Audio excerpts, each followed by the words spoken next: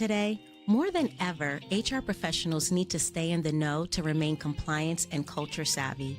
This podcast is about creating space for HR professionals to make sense of that delicate intersection and take away something valuable that helps you, your organization, and of course, your people. We'll unpack state and federal legislation, agency activities, court decisions, and so much more impacting the HR community right now.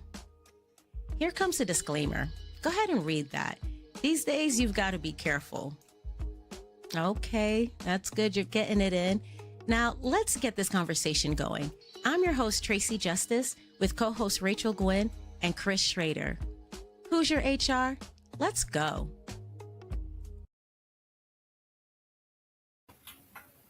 All right, we're going to go ahead and get started because we have a lot of information and we've already started talking behind the scenes. So, welcome everybody. And we're going to start with, how are you guys doing before we do that? And then we're going to start with the workforce Pell Grants.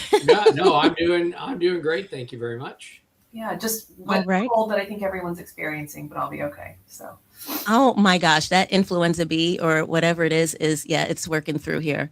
But let's talk about the workforce just to get through everything. So workforce Pell Grant, Sure. There's some new updates. What's going on, Chris? Right. So, basically what's happened is that the proposed rules have been posted to the Federal Register, which is a fundamental requirement, right? Process of rulemaking to do this. For any of the HR folks watching, and you're like, wait a minute, I seem to remember workforce Pell from years ago. Yes, you do. That used to be a standalone piece of legislation that SHRM advocated strongly for, and I did too. I made at least a couple of trips to DC arguing in support of a workforce Pell. And then when the Big Beautiful Act was passed, because the Republicans had enough votes to get that passed through both the House and the Senate, that bill became what is referred to in DC as a Christmas tree bill, whereby everybody starts putting ornaments on the tree because that bill's got to go. Usually the Christmas tree bills are the defense bill and the transportation bill. Sometimes the ag bill, but it's usually transportation and defense because those are got-to-do bills. And so people stick all kinds of legislation on them, trying to get them through in that one big bill. And that's, of course, what happened with the Big Beautiful Bill. That is how workforce Pells get in there. So as I read the proposed rule, the interesting to me, they called into question a couple elements of the way the law was written that the agency has some concern with. And I think that the new rule will probably capture some of those concerns. But the states run all sorts of their own programs to get a trained and developed workforce up to speed for their employers to hire. And what are those concerns, though? What are the concerns? What are the concerns? I'll get to it in a second. Oh, okay. But the state budgets that money all the time, right? And has all kinds of programs and does all of that. And so the concern in the proposed rule was they're looking at the language in the bill and trying and pointing out that's got to be harmonized better with regards to state, because clearly Congress did not want to spend more money than they had to, right? And so they're trying to figure out a way to say, okay, how does this interact with dollars that are already there? Is the federal dollar first? Is the state dollar first? And all these other things, right? So they're trying to reconcile all of that in the rulemaking. That wasn't necessarily envisioned in the original bill, right? So they pointed that out and said, hey, we don't have the clarity. The way the bill was written, we don't have the clarity in there that lays those ground rules out, right? Because there's going to be money flowing, right, to individuals. So, but otherwise, the spirit of it is exactly there. They're clearly writing in that the governors have to sign off on anything. It's not going to be a thing where DC says, okay, here's money and here's what you do. The governors have to sign off on everything that is approved, meaning the schools that are approved, the programs that are approved, etc. Because remember, this is pointed at getting a blue collar workforce in deal. I expect that Indiana will be active in this rulemaking and will be one of the first states to really leverage it, because we have the highest percentage of our, if you look at our percentage of our adult workforce, we are number one in the nation in terms of that percentage engaged in manufacturing. Oh, okay. Okay. In those particular, so we have a lot of Okay, employers that desperately need that pipeline built. And then I'll share that here. And so we're talking about these sort of credentials, industry recognized. Right. Exactly. And it's the usual suspects, right? These are the HVAC, IT support, auto. These are all fields where the age of the average worker in that category is a little on the high side, right? Not as bad as welders. I think welders are like 48 years old or something on average, really old. But it's imperative, right, that we get these roles filled and get a pipeline built out, because these are the jobs that keep everything moving, right? Quick question. The difference between Workforce Pell Grant and WIOA. Like, are you using them differently? So WIOA funds are different than Workforce Pell. Okay. So Workforce Pell basically takes the old Pell Grant, right? The Pell Grant that's been around forever, and that's federal money. FAFSA. Yes, exactly. You fill out FAFSA in order to get it. Yeah, you have to qualify. You have, there are income restrictions galore, right? So it's mostly pointed at getting poor kids into 4-year colleges. Okay.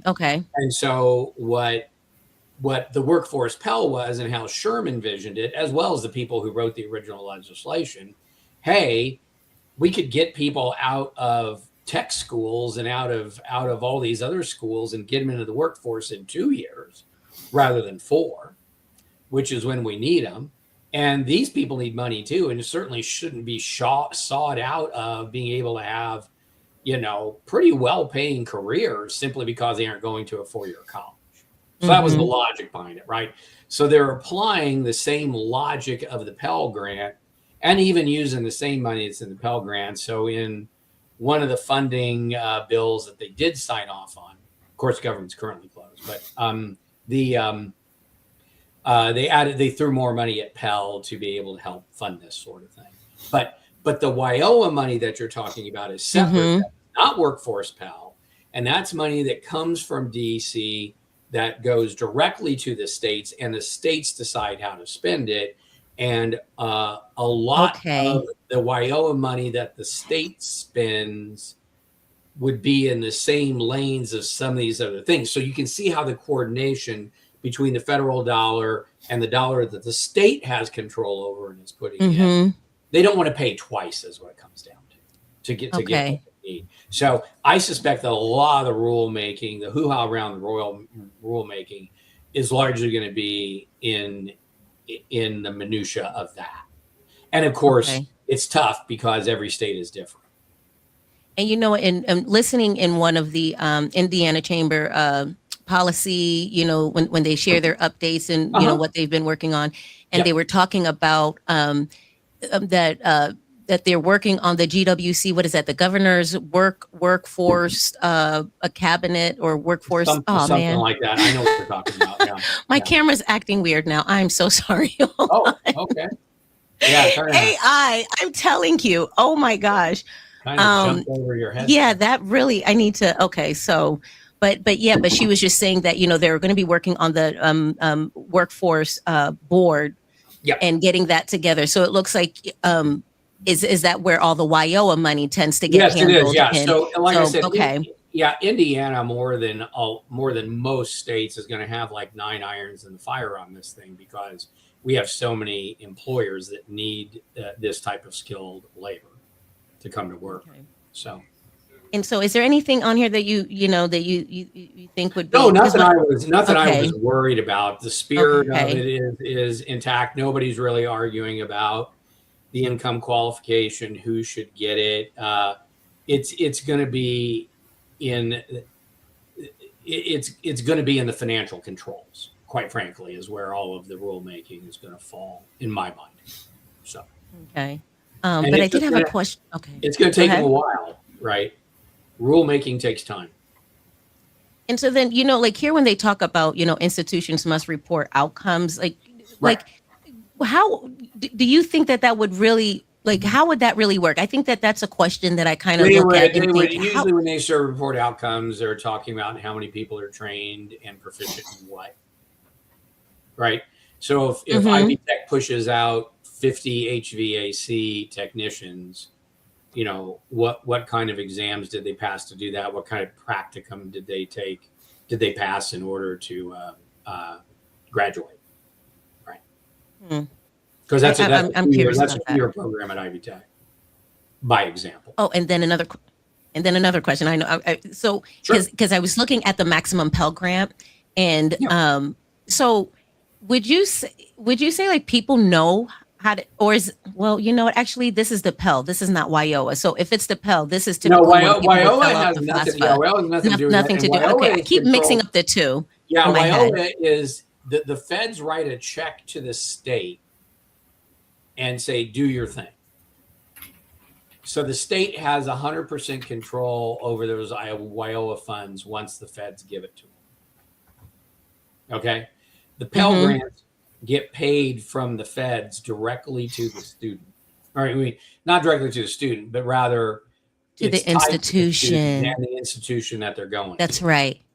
Yeah. Good point. Okay, now Yeah. my eight. And so that's why it's important to be very clear about the dollars flowing into the entity receiving them to train the student, because the feds do not want to overpay. So if the state's pumping in money and that comes up to a certain level, the way that the feds want to do it is, okay, the Pell will top it off, but it's not going to be the total amount of the Pell plus the state. Plus that.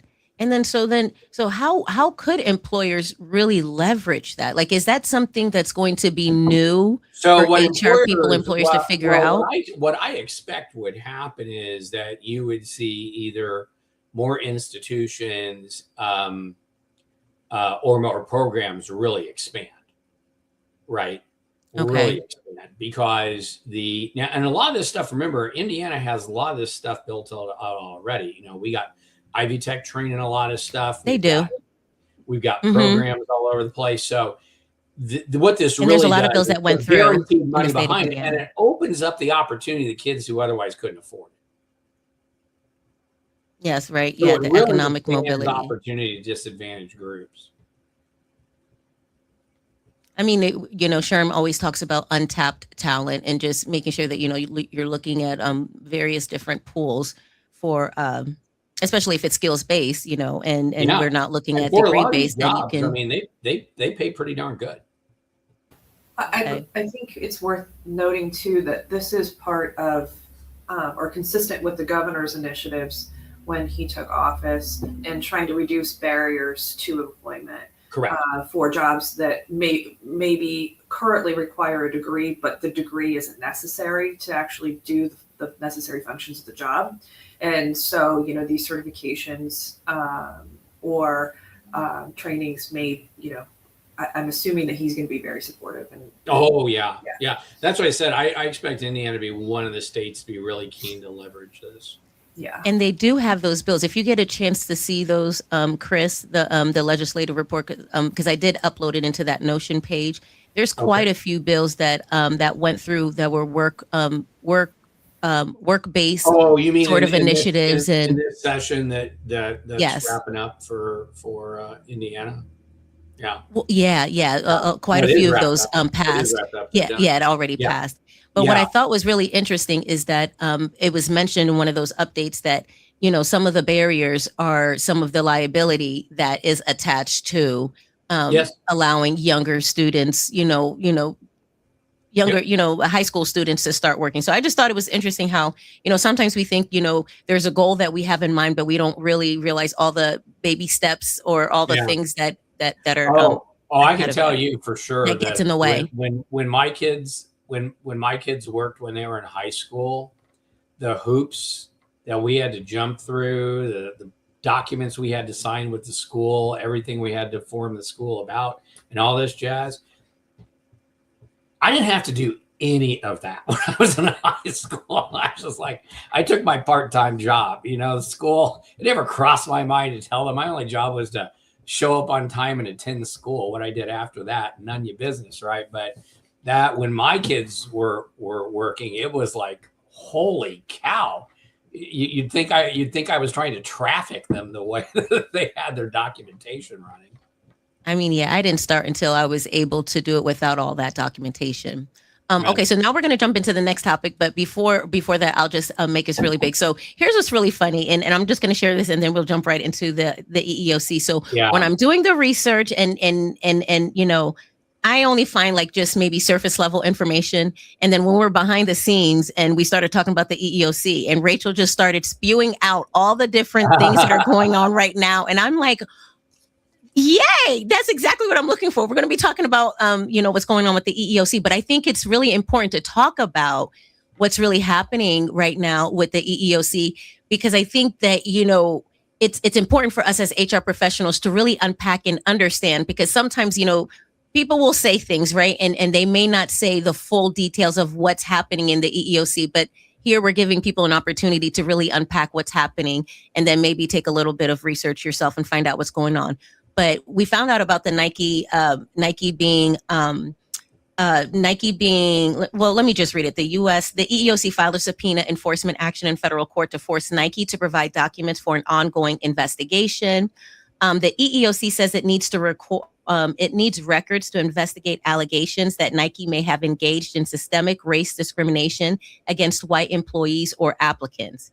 And these are some of the things that they're looking at. They want information related to the hiring decisions, promotions, demotions, layoffs, separations, programs, development programs, just to kind of see what happened there. But what's really interesting about this is that it's not coming through a worker's complaint, right? It's coming through a commissioner's charge, and a commissioner's charge is it doesn't require a worker complaint, and an EEOC commissioner can open a case if they believe a company may be violating federal law. I can't remember the last time I saw a commissioner charge. Can you, Rachel? Oh, Rachel, you're on mute. Sorry, sniffling a lot. I've never seen one. Yeah. This is a first. This is a first for me. Really? Okay. Yeah, I'm both. I'm not really that surprised in this sense, and I knew something like this was going to happen, largely because if you look at what happened between the years where DEI was at its height, right? So we're talking like 2020, 21, 22, et cetera. There was a 4-year period there where white male hiring at just the macro level, right? Not any particular company or anything like that, just at the macro level, the whole workforce. Over those years, it dropped by 37% nationwide. If that had been any other racial group in the United States during that point, there would have been an absolute riot. But nothing happened. And this, in my mind, is absolutely part of that, because that was not lost on the people looking at the numbers, right? So I mean, and that's a fair comment. I think that's that it is a very fair comment if it happened.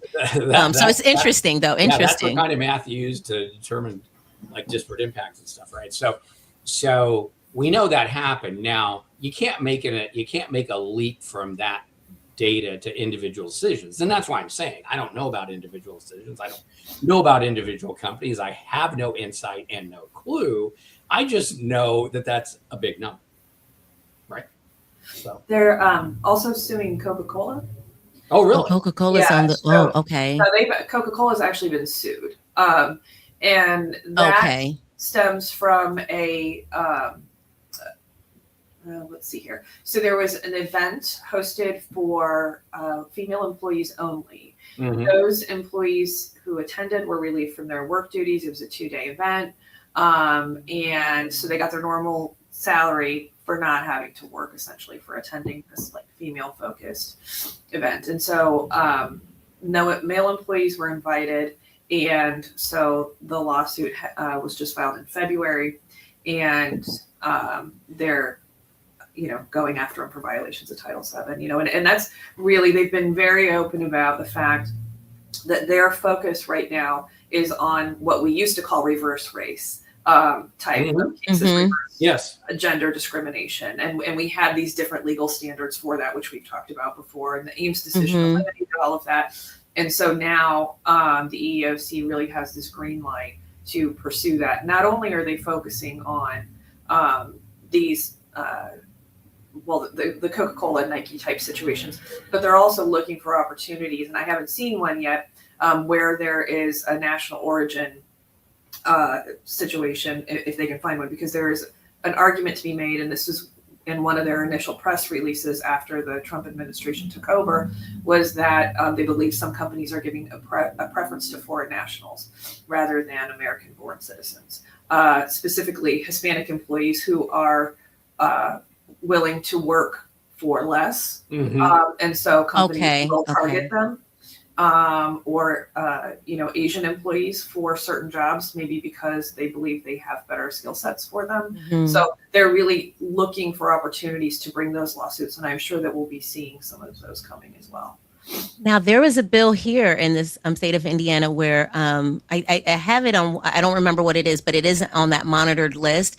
And it was that, if you have to choose between a natural born citizen or an immigrant, who's went through the process, though, you still choose the one who's the citizen. And I just thought, wow, that's here in Indiana. So, no, that totally makes sense. Okay. So let's see Nike's response. So what other things, are you seeing that's coming up, right? Because we're seeing that there's a lot of different cases that are coming up within, or different situations that the EEOC is looking at that potentially really kind of changes the way our mindset works. And I know that we've talked about that before too, but it really is a different mindset to really be open-minded and to really ask questions and be curious and are we making sure that everybody is included? Are we excluding anybody intentionally? What else are you guys seeing? Well, so I have a list of them here. Target, okay. Yeah, Target. Do you want to share it? Do you want to share your screen? Well, it's just kind of from like a. Oh, okay then. Okay. But so Target's being sued by shareholders for breaching fiduciary duties and making false statements about DEI policies. Yeah. Financial damage. Yeah, Target stepped in it big time, and so what did Target do? What did they do? The shareholders are alleging that Target was misleading about their DEI initiatives, and Target has been. Target. Oh, yeah. I know. Yeah. So they were. I would say Target was very left-leaning, right? They were what people would consider very progressive. That we had the whole bathroom debacle. They really emphasize Black History Month in their department areas. If you go in, there's clothes you can buy and celebratory materials. Same thing for Women's History Month.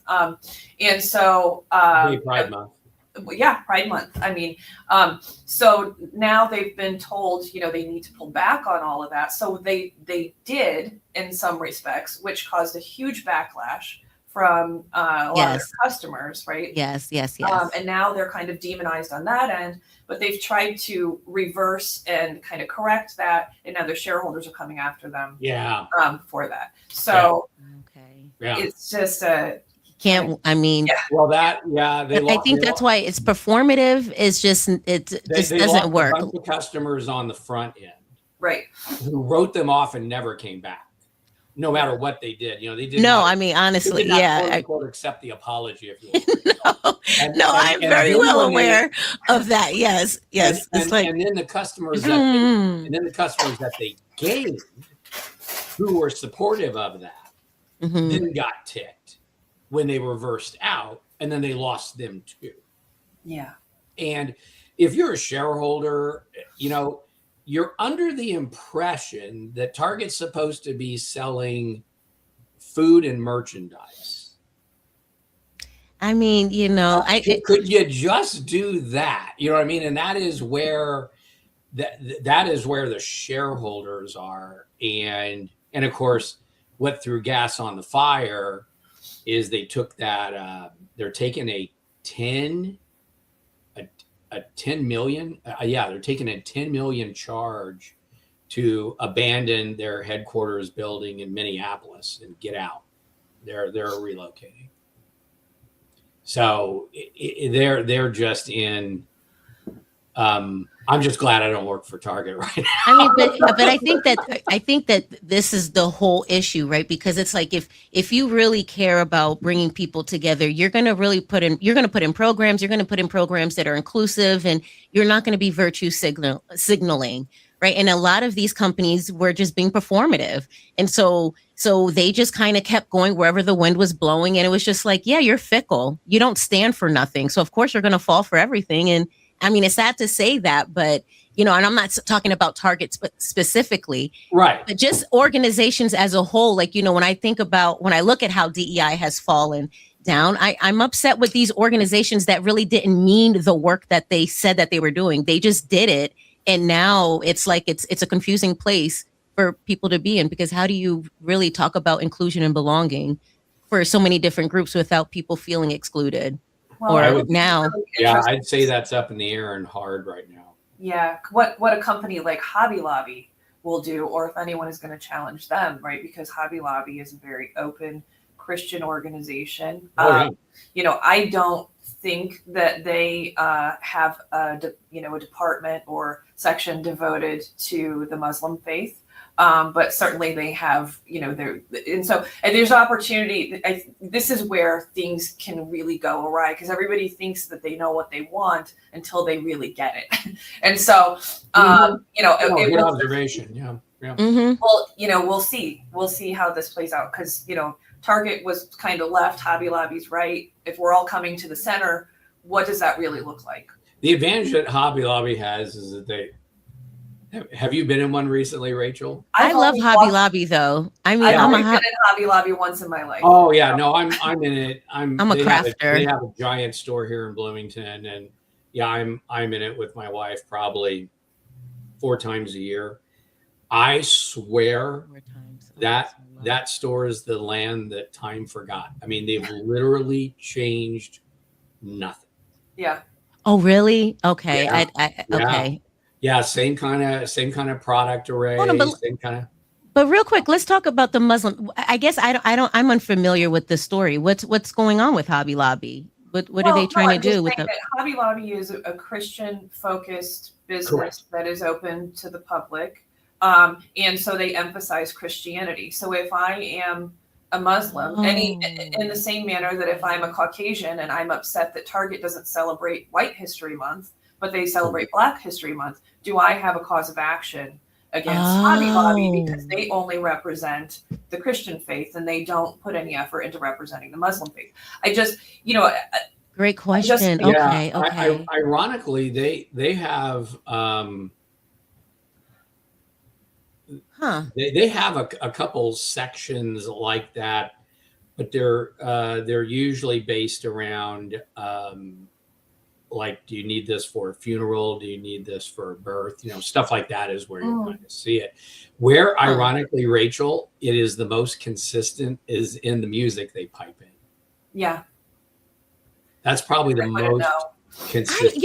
I haven't noticed any of it. I mean, it's funny because I like to craft a lot. So I'm always like going in there looking for the little trinkets to put together. And sometimes I can be in there forever, but I don't pay attention. I haven't noticed the music. I don't think I've even noticed that, that it's just Christian based, so it's just very interesting, because I guess I'm just completely like, oh, let me go buy my stuff. Oh and yeah, go. and boy, oh boy, do they have their Oh, okay. I just learned another thing that was okay. Well, they close on Sunday because of their, just like Chick-fil-A.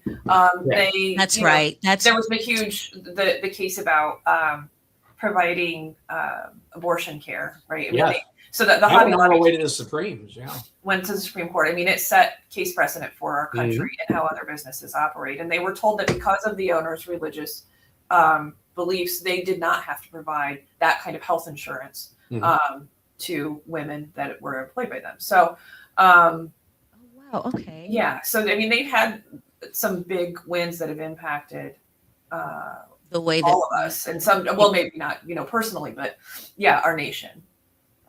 So okay. They're known to be a little controversial. So, but yeah. Golly, it's like when you find out about McDonald's serving, I mean, I'm not going to say, but when they say pink slime, and then you're like, golly, now I can't eat a cheeseburger anymore. I didn't hear that. What is it? What? Oh, well, because I don't want them coming after me, so I don't want to say the wrong thing. But how, like did you remember when they showed like, they were making the burgers and they were mixing in some kind of concoction? Okay, well then we'll just forget about that and just move right along.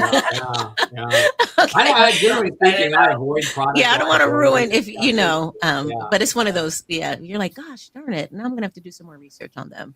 What else? Through a couple more. So Starbucks, yes, Rachel talked about with the AG's office in Florida is going after Starbucks for their DEI programs.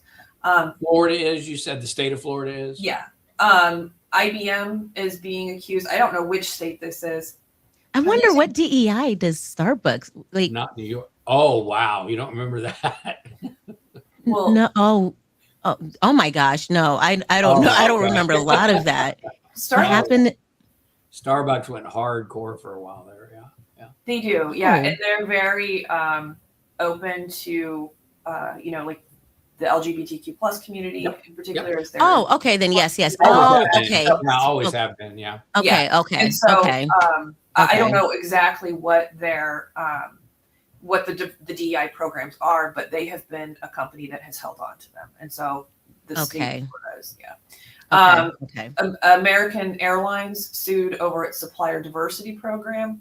So supplier diversity. Because here in Indiana, so I know that they haven't. I don't know if they've paused it or they're still continuing it, but they're further reviewing it. The AG is further reviewing that. I haven't really stayed on top of that. Here in the state of Indiana, we have a supplier diversity program.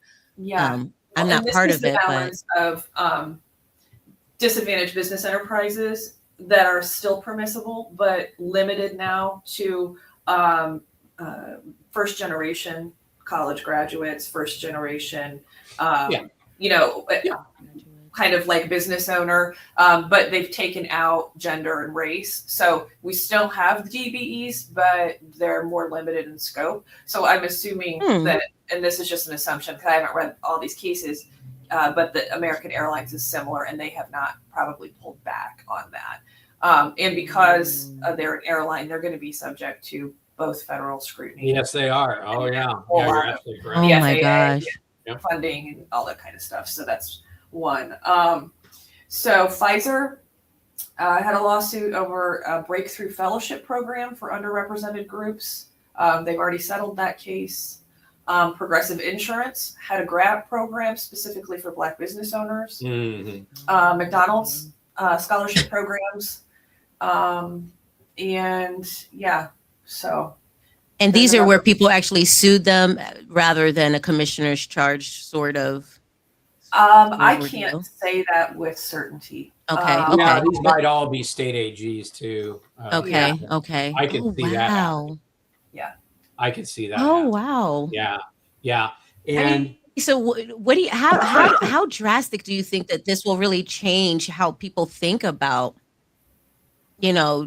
inclusive? Because, when you go to their website, they say that it's about illegal DEI. They're not saying that all DEI is illegal. They're just saying illegal DEI.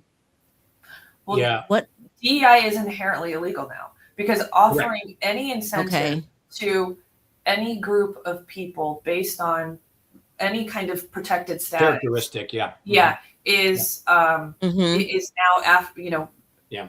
basically illegal. I mean, because it's giving preference, even though and again, that's the difference between, we talked about equity versus equality. So, we used to focus on equity and try to bring everybody up to the same playing field. And now we just have to assume that they're already there and treat them all fairly. Where I think it could land is actually where you could find political common ground. And the one place where I think they could find political common ground is you got a whole pile of Democrats and a whole pile of Republicans who could agree that an economically disadvantaged person, right, using that as a metric for qualification, totally, ignoring all other factors, they could find that as common ground. And you could easily see scenarios in which, for instance, let's say you had that standard in Mississippi. It's got the highest percentage of Black population in the country. Oh, is the likelihood really? that applying that standard within Mississippi is going to primarily advantage Blacks? And the answer is yeah, because that's the population. Yeah, but I'm going to push back on that a little bit, because I think what you have then is a disparate impact claim. Yeah. And so if that initiative, whether intentionally or not, creates favor towards one race over another, now you've fallen back into that, and you have to be careful. So I agree with you that I think that's coming, but it's right, and that's what I meant to say. That I think that's likely political common ground. And I actually got ahead of myself there, because this goes back to a conversation you and I had almost a year ago where we were talking about Griggs and how especially Justice Thomas would like another bite of that apple. Yeah. And I still think that's coming. So we'll see. I wonder how do we define merit? Because it just seems like if we're saying merit-based, like how do we truly define merit? Because I just think it's just something that people like to say, and it's just like, oh, it's just merit-based. But for me, I'm just like, where's the proof? Like, I want to see it in the handbook. This is the merit. These are what we're looking at, not, well, it's okay for me to hire my friend, but it's not okay for you to hire. Yeah, if that's what you're saying, merit does require standards. And I feel like we don't have that. Like, I think that if we had like some clear, Chris, no, or maybe it's just experiential, but I haven't seen any clear merits anywhere ever that I've worked where there's a merit document where that says, well, if you're able to do this, this, and this, well, then yes, we're going to promote you. We're going to hire you. We're going to, move you up the ladder within an organization. And I just think it's just the malarkey. The word merit is just like, oh, merit-based. It's merit-based. I was thinking of the government, and the government always articulates what they mean by. Oh, yeah. No, in the workplace. This is what we mean by employer. This is what we mean by employee. Yeah. I mean, that's usually pretty articulated. Well, I think that there's substantial statistical data to show that we do not live in a world filled with equality, right? And that watching this play out, I think it's going to have a negative impact on Black and brown communities and women. They're already leaving the workforce because of. Yeah, but we will see. Yes. And I would say, as a business owner, it is disheartening that I cannot work a little harder to bring diversity into my ranks because my clients are diverse. My clients do not all look like me, right? And so I would love. Clients what? My clients are diverse. Sure. Of course. And so I want to be able to show them that I have. Now I get it. Okay. Yeah. Sorry. I get the point. Yeah. Yeah. And so particularly here in Fort Wayne, as we see a rise in our Black middle class, and we're investing in that, but I look around my office, it's very difficult to get Black attorneys to stay in Fort Wayne when they can go to Indianapolis or Chicago. Sure. And feel more comfortable. There's more representation for them there, more opportunity. So I cannot now offer additional incentives or, Right. hiring practices to encourage that. And I have a legitimate business purpose for it, right? You do. And so that to me is frustrating. It's taking away some of the liberties of business owners to run their businesses the way that they want to. So there's a loss of freedom there, I think, that doesn't get talked about a lot. And that's I ran into the same problem over the years of when you've got these big employment magnets that you're near. It's just hard. Yeah. It's a double-edged sword, I think. I think it's because the thing that was supposed to help in these sort of situations ended up being taken advantage of, where now we can't do these sort of, because it just seems like if I'm a business owner and I feel like, you know what, it's going to help, really drive my bottom line to hire different people that look, may, be different from me. I think that, I definitely want to be actively recruiting for that, for different groups of people so that I'm able to be a little bit more global. And I think that that's fair for any business owner to do that. But maybe, it's just trying to figure out how do we change the narrative to where we can do that, but we're still not excluding people. I mean, you still allow people, you still want everybody. Yeah. But, maybe you're just like, okay, but in this area, I want a little bit of more of this. What's wrong with, but it's like, we can't do that anymore. It's Rachel pointed out too, it's also in flux. I mean, I really feel that where we are right now, I don't know where we are 2 years from now, but I know where we are. Although overturning in the employment realm, overturning the Ames decision would be necessary to allow for the reinstatement of DEI programs in the workplace. That's correct. You said age? No, Ames. The decision that we have. Ames. Yeah, she says Ames is a barrier to restoring DEI. Really? Yeah. Oh, yeah. Okay. Yeah. Well, you want, really? You see, Ames it's just. Ames is, you can't, I agree with you, Rachel. You can't climb around Ames. You'd have to have that reversed. Yeah, and I think that it's, just to share this real quick, I just think that, I just disagree that they had that framework, because when I was like, and I've shared that with both of you, that when I was training on DEI, I didn't know about that framework. So when I was training on it, I just told them, I said, well, white is a race. So what do you mean you're not protected? Like what, like for me, but so I just think that framework has really ruined the way that we even think about, inclusion and belonging, because that framework it seems like that's the problem, having that framework. Yeah, I'm sorry, I have to bounce and go teach. Okay. Students. Okay. So, Yes. So good seeing you both again, as always, and I'll catch you next month, and that will be the last one I'm shortened on, because the last lecture is in April. So May I'll be here for the whole show. So thanks so much. Cool. You have a great evening. Thank you for a great conversation. Sure. All right. Okay.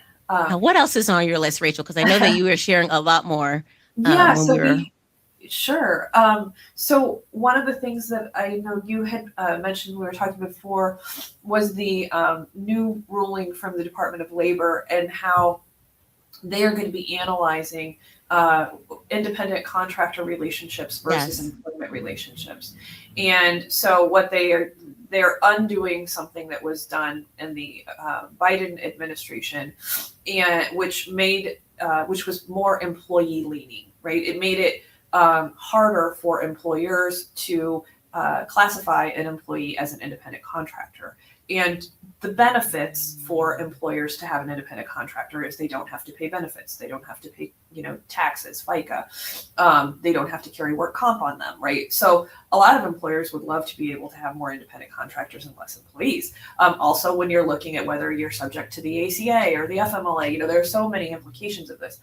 And so, we had kind of a long list of categories that were used to do the analysis, and that has been narrowed. And really the primary focus of this now, for at least that I see, is that it is very focused on control, which was previously part of the analysis, but not as limiting as it is now. And so, when I say control, I mean, does the employer have control over the work that the independent contractor is doing? Do I tell you when to come? Do I tell you when to leave? Do I tell you to use my equipment? Do I, all of those factors. And so, but my tale of caution is to make sure that people understand when they're looking at this ruling from the Department of Labor, that does not control what the IRS does. It does not control what the Indiana Department of Workforce Development does. There are a lot of other agencies, including the courts, that use other standards to determine whether an employee is actually an employee or is an independent contractor. And they do not necessarily line up with what the Department of Labor is suggesting. So you may be clear on the Department of Labor, but you may still be subject to sanctions through the IRS, the Indiana Department of Revenue, Indiana, any of these other agencies. So okay, thank you for that. Yeah. Oh, so interesting. Okay. So I shared, and I actually was talking with some of my partners about this earlier this week, because we did kind of a press release about the new updated law. And I said, okay, but we have to tell people to be careful, because we can't have our clients, we can't have them relying on this DOL ruling. I had a case involving the Department of Workforce Development where an employer had, based on a new industry, had all independent contractors, and this was an industry-wide standard. The employer then, as the industry grew, said, I'm going to bring them all in as employees. This triggered the Indiana Department of Workforce Development, who came in and said, nope, they should have been employees from the beginning, and you weren't paying into our fund, and so now you owe us a whole lot of money, including fines and penalties. And that case was litigated for years, and ultimately a settlement was achieved. But one of the things in this on whose behalf? Well, I can't say the client's name, but so the settlement was achieved. Oh, that's what you mean. I'm sorry. Okay. Yeah, both between the client and the Department of Workforce Development. But one of the things that they kept asking was, did these independent contractors have their own business cards? Which I thought was really interesting, because that is not in any of the lists that we see. It was like, well, we could go make some for them, right? Like, I mean, if that's really that important to you. They did have other things that I personally felt like, and was supported by the law I thought at the time, that indicated they had their own businesses as independent contractors. But that wasn't good enough for the Department of Workforce Development. So if we today take that Department of Labor ruling and the less stringent standard they're establishing, and assume that the Department of Workforce Development is still maintaining their own purview, which I know they are, you could win on the argument with the DOL and lose with the IWD. So just keeping that in mind, that what triggers one is not necessarily going to trigger the other either. They're not talking to each other, at least in my experience, but it is a possibility. And so I want this to be a cautionary tale for people when they're looking at that Department of Labor ruling, to know that it's so much bigger than just that standard. So then what are the changes? Like, is this administration relaxing some of those criteria? Is that okay? Yes. Are they taking it back to when he was president the last time, or even much more than that? I'm not sure that I know the answer to that question. But I can say I've been practicing for, I think about 13 years now. And in my area, it is not uncommon that when I'm looking at these, I rely on case law from the Seventh Circuit or the Supreme Court. And they are, there is separate and distinct lists or criteria depending on the law that's being applied of how these are evaluated. And those have not changed, right? So and that's another element of this. It's just like it's complicated. Yeah. Right. Oh, yeah. So now there are things that fall under the Department of Labor's purview, including, like in the state of Indiana, and the state will follow the feds, but we have the Indiana Department of Labor, and then we also have IOSHA. And so OSHA in the state of Indiana and the IDOL are now going to follow this ruling, because IOSHA falls underneath the IDOL. Oh, they are. Okay. Yeah. Okay. So if the courts are analyzing a case that is falling under either of their, their jurisdiction. Sorry, I couldn't find that word. It's all the Sudafed. But they will follow the new ruling regardless of what's been done in the past. But if it's another issue or another law, then they're going to go with, right now, they're going to follow the case law that has led that, or whatever statutory guidance we're getting from the other agencies. So now that's really interesting. And a few years ago, I had found myself in a situation where I was hired in as a contractor. However, they controlled my calendar. They controlled my booking form. They controlled the system that I put the notes in. They controlled everything. And I told them, I'm like, I don't want any of your stuff. I want to be a true contractor. That means I don't want your stuff. I want my own stuff. I'll do my own coaching. But they didn't want that. Like they would say, like, if you come up with anything cool within, the coaching program, it's ours. And I was just like, so, just even listening to that, how would you think of, like, I would say you're absolutely an employee under that criteria. Right. Okay. And that's how I felt. And I was just like, I'm not your employee. Like I'm not an employee. Okay. So yeah, I don't think they like the pushback, but and I would say the only one question that I would have on that, and this is an important one for these analyses, is what you were doing with the coaching, was that consistent with the business that they provide? For example, I have a law firm. So if I hire an independent contractor that cleans my offices or does IT services, they're more likely than not going to be an independent contractor. No, yeah, they were coaching. They're not working in the law. They're not a paralegal or a legal assistant or a receptionist, kind of, the daily functions of what the services we provide. So were they a coaching company? Well, see that they did technology, but then they also hired a coach, a head coach, who had coaching programs. They had coaching programs that they wanted us to teach their coaching programs that they created. And I was just like, I'm sorry, and I told him, I said, what you're doing here is that you're hiring, 1099 people, but you really should be classifying us as employees or allow us to do our own thing because we all have our own business. Yeah. And no, they kind of didn't like all that. And but I was just like, to work for other companies at the same time? I couldn't work for a company that was related to their company. Okay. Another company that was doing what they were doing. Yeah. Coaching for technology people, tech people.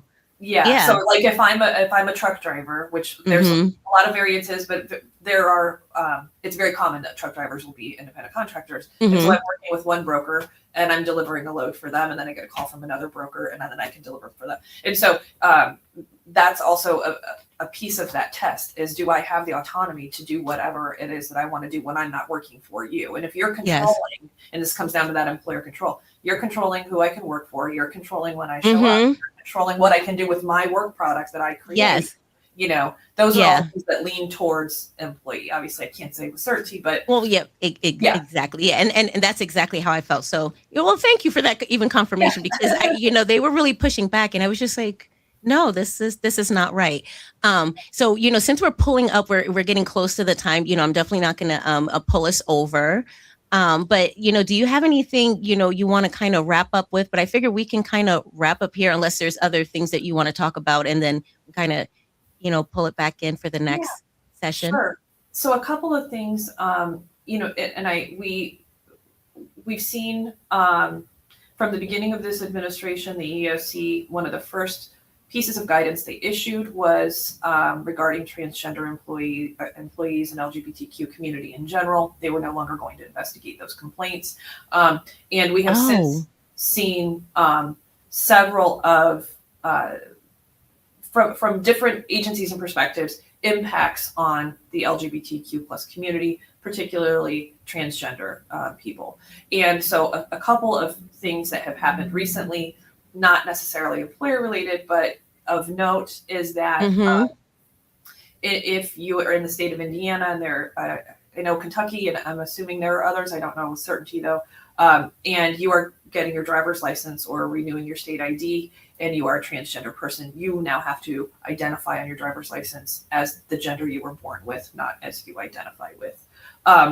In the Fourth Circuit, there was a ruling And this kind of goes back because I had a client call today about this actually, and wondering if it impacts their business, their healthcare provider. My response to them is no, at least not yet. But in the Fourth Circuit, as it stands, Medicare and Medicaid can no longer provide funding for transgender affirming care. So whether that's hormone treatment or whatever that might be, those no federal funding can go towards that treatment. Now, you may recall, I think a couple of podcasts ago, we talked about the nationwide injunctions and kind of what those meant, and then the pullback, and that was related to an immigration case. And the Supreme Court said that a district court or even an appellate court does not have the power to impose a nationwide injunction. Only the Supreme Court can. Mm-hmm. So this is now one of those situations where we're seeing the flip of that, because now we have the Fourth Circuit who has said, okay, this is kind of the rule of our circuit.